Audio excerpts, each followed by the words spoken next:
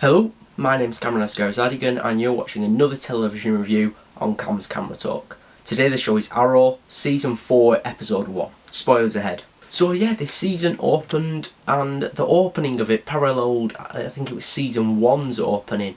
So it sort of showed someone running through bushes, the camera work was handheld, shaking all over the place, and then all of a sudden Oliver pops out of like a suburban bush and he's just running on the road. People are saying hello. So everything's worked out for him. Obviously he said he was happy at the end of Season 3 and we're seeing that now. He's sort of just living a real life now. Looks like a normal person. Runs back to the house. Felicity's there cooking him food.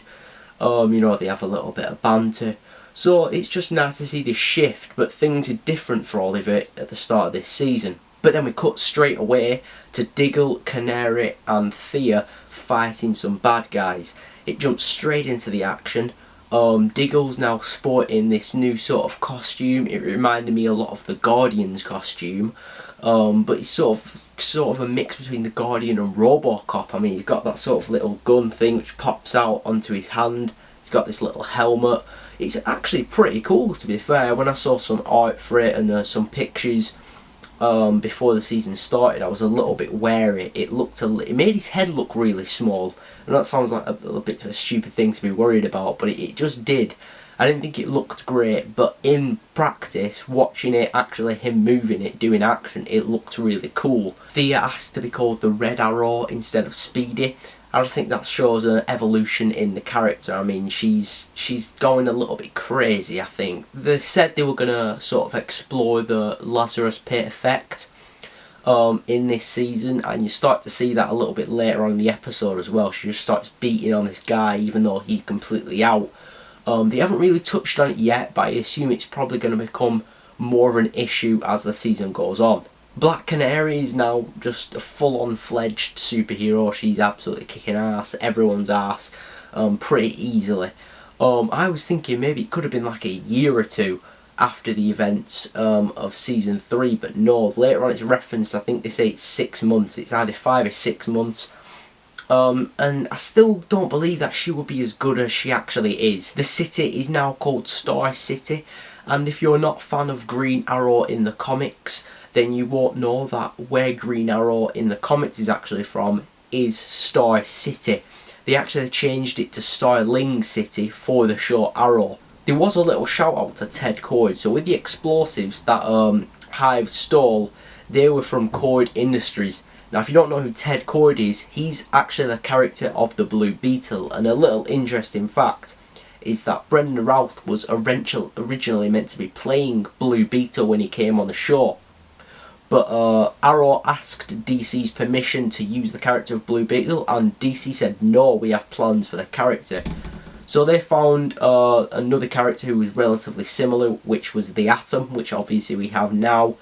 And only just recently we found out what they have planned for the Blue Beetle. There's a movie coming out with the Blue Beetle and Booster Gold that's going to be hitting cinemas at sort of an undisclosed date. It's not been told yet, but that should be a very fun film, different to sort of the DC tone that we've got at the minute. I'm assuming it'll be more fun. So it doesn't take long for them to actually recruit Oliver back to the team, and I like this. I mean, there's only so far we can watch his sort of suburban life and it be interesting, and I think they told us the right amount. Oliver and Diggle's relationship is explored a little bit more in this. I mean, they're still not as good friends as they were in Season 1 and 2.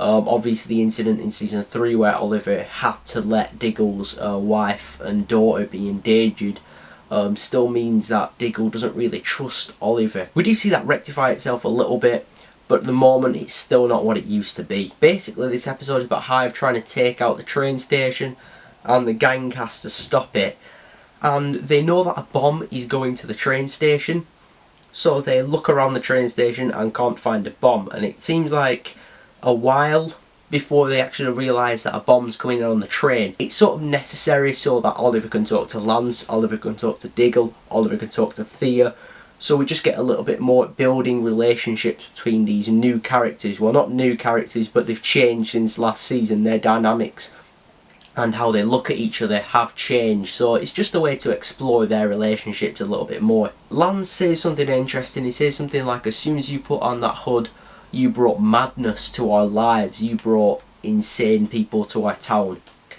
Essentially, that's a Batman reference. Arrow does take a lot of stories from Batman. They do take a lot from the mythos of the Batman character. But is that really a bad thing? I mean, Batman's awesome. Batman's got awesome storylines and awesome villains. So obviously, yeah, you're going to touch on the Batman storylines. Damien Darhk is the big bad in this entire season, but we've seen quite a lot in this episode. He's a big bad in this episode as well. My issue with this is that if you look at the previous seasons of Arrow, so in season 1, Malcolm Merlyn's plan was to destroy Starling City. In season 2, Deathstroke's plan was to destroy Starling City. In season 3, Ra's al Ghul's plan was to, you guessed it, destroy Starling City. And then Damien Darhk comes in for season 4, and what does it look like his plan is? Destroy Starling City. There needs to be something more than destroying Starling City to get Oliver to act. I mean, at this point, I can't help but feel that no one would live there anymore. I mean, you just evacuate. So many people have tried to just destroy the city so many times now that it's just become a risk.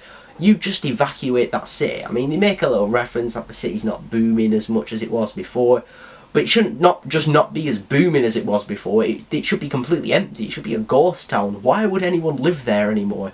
I know I'd move. That'd be the first thing I'd do. So Damien Darhk's not really like any person we've seen before on Arrow. I mean, he was just stopping arrows with his hand, you know, flicking them away, and then he could touch people and kill them.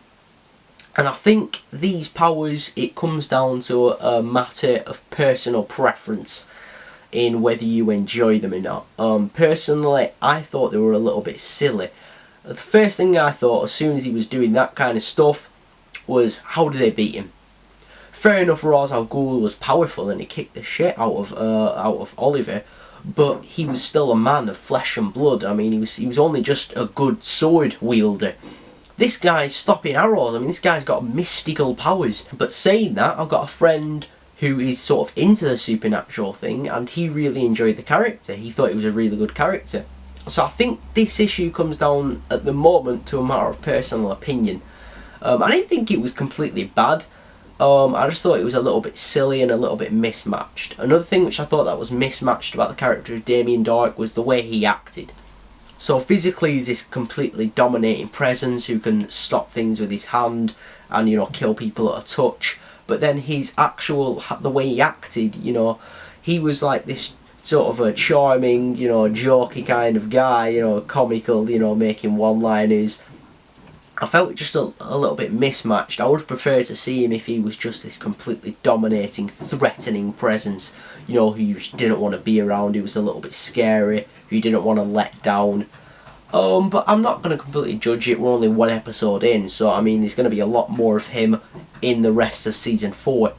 So I'm going to wait to see before I really make any sort of comment on him as a character. One of the big reveals at the end was that he's actually been working with Captain Lance, and this brings up some interesting things. It's going to be interesting to see where this goes along. Obviously, Captain Lance is the father of the Black Canary, and now Damien Darhk has asked for the Arrow's identity. Captain Lance knows this, so he's torn now, because he knows, even though he doesn't like Oliver, if he gives up Oliver's identity, that will make the Black Canary a target, and that's the last thing he wants. He wants to protect his daughter. So he's now in a conflicted position.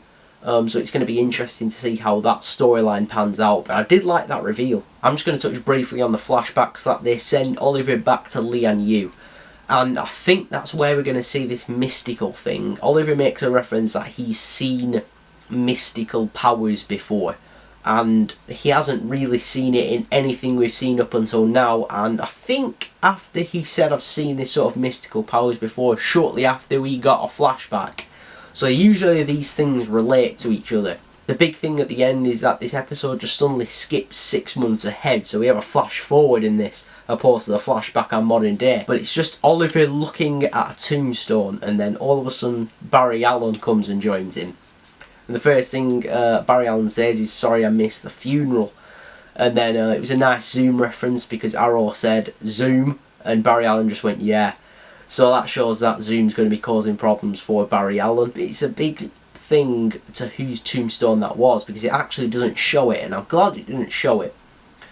But there are several characters which I think it could be, but I don't think they're going to kill off anyone who's going to completely change the dynamic of the show. So I don't think they'll kill off Diggle, and they won't kill off Felicity. Felicity brings in a lot of viewers, female viewers as well. So I don't think they're going to kill off any of them two. I think the person who's going to be behind the tombstone is either going to be Captain Lance or Thea. They won't kill off Black Canary either. Sorry, that's a big character for the comic books. They won't do that because there's no one else who can come in and replace Laurel as Black Canary.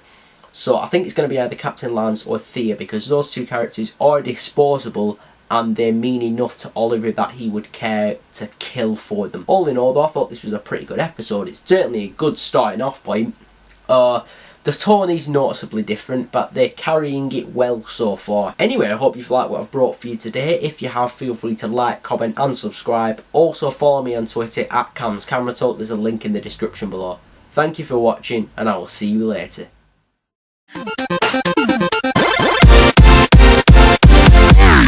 Says he'll never trust him or work with him again. Then about 6 episodes later, Oliver worked with Malcolm again.